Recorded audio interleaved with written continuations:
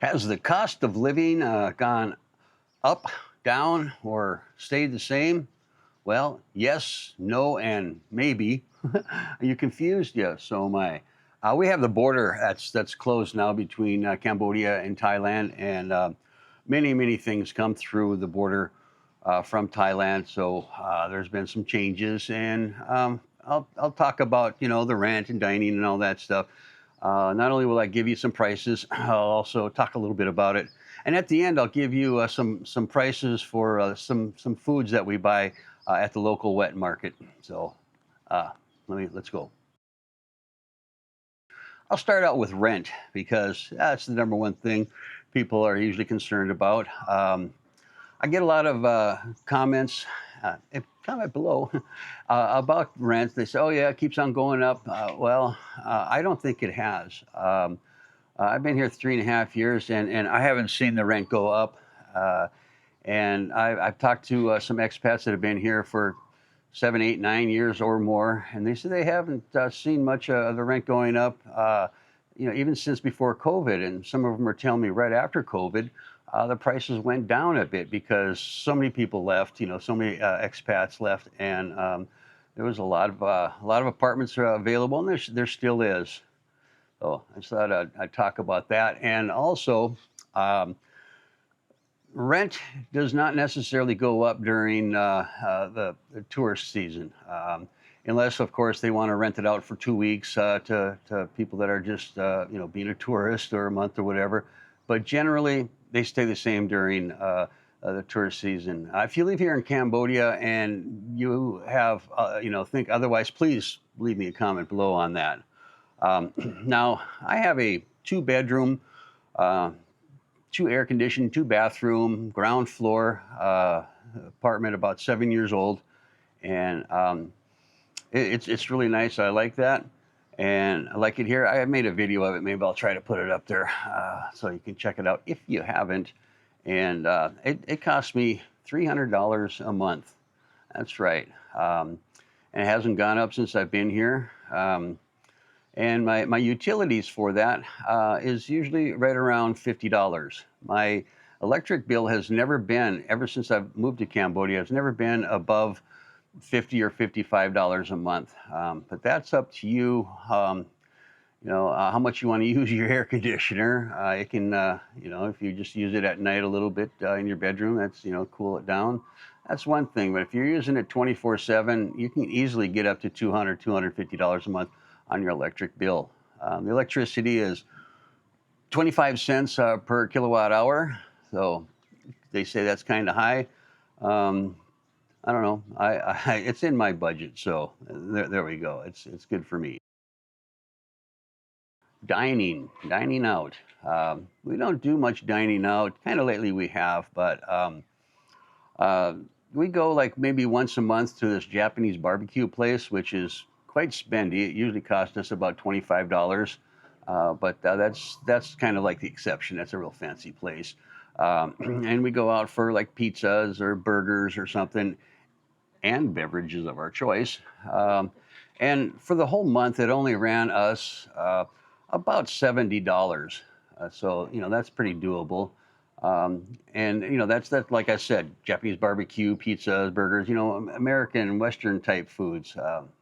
I mean, you can go out like for lunch and get a Khmer lunch for $2.50, and that's with beverage and everything. If you like a nice bowl of noodles with some pork or chicken or whatever they have in it, plus all the good vegetables, it can be very cheap.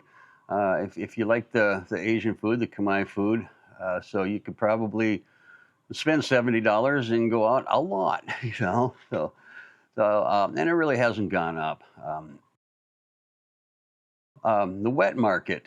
Vanna goes to the wet market, and she buys most of our meats, chicken, pork, fish, things like that, and fruits and vegetables at the wet market. And later on, I'll be going through some of those prices also with you.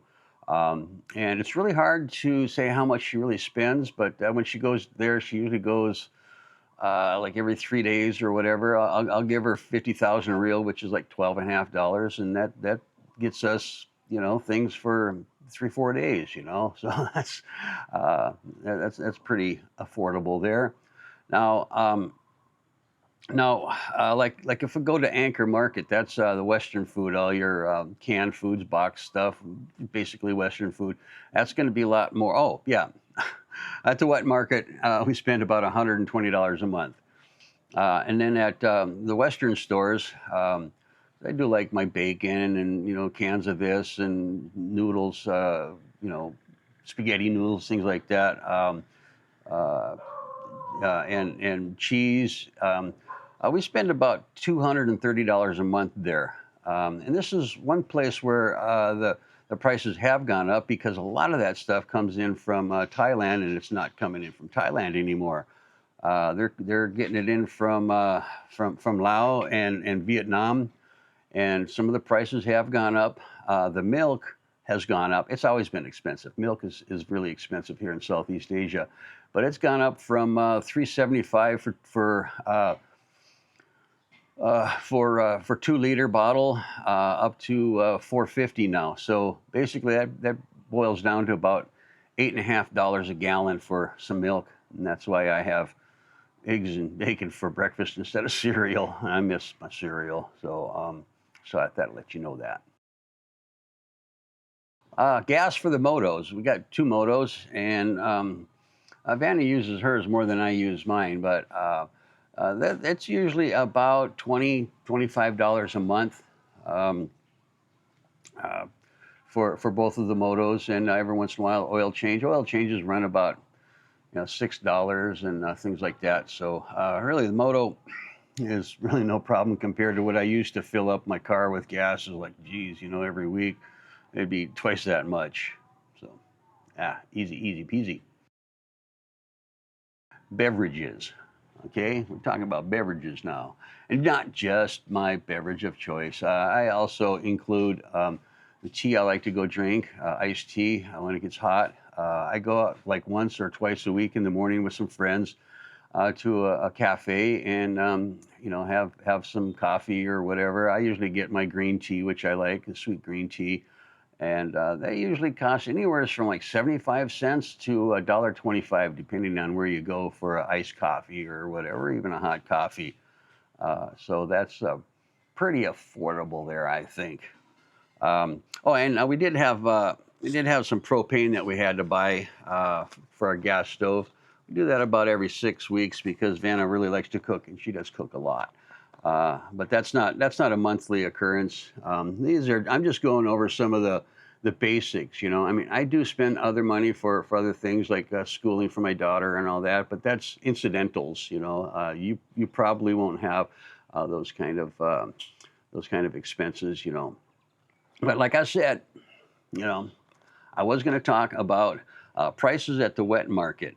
Okay, and some of the prices have gone up a bit, such as the beef. Let me first talk about the beef.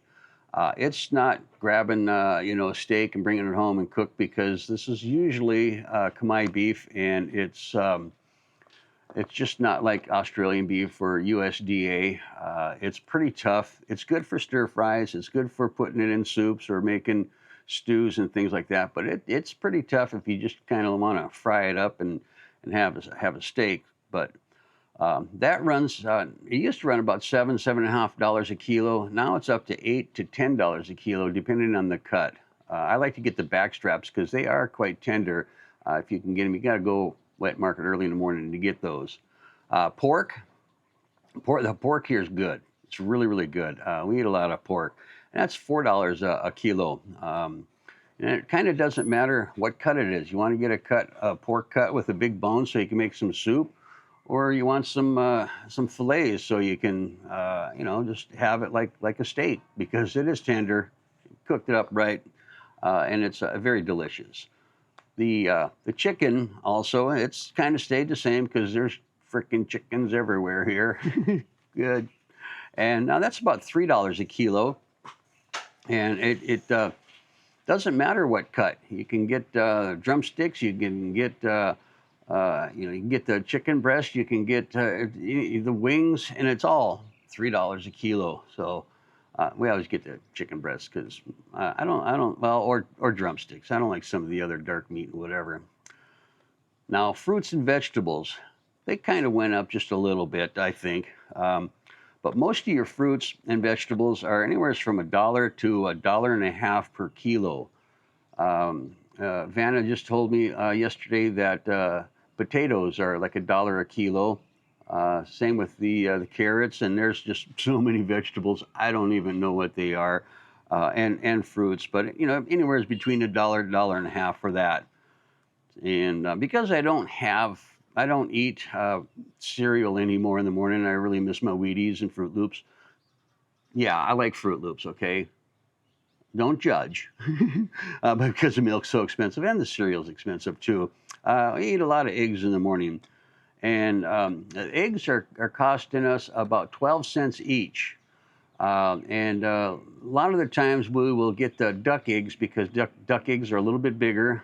They have a bigger yolk and they have twice as much protein and half the cholesterol that chicken eggs have. So it's a little bit more healthier for you. And those might go for 14 cents an egg, but that's still doable in at least in my budget. So there it is, down and dirty in a nutshell. So has the price risen? Yes, no, and maybe. So, but what has risen is you guys. Thanks for subscribing, and of course, you know, if you're still here, you are my #1 fans. I'll see you on the next one. Bye.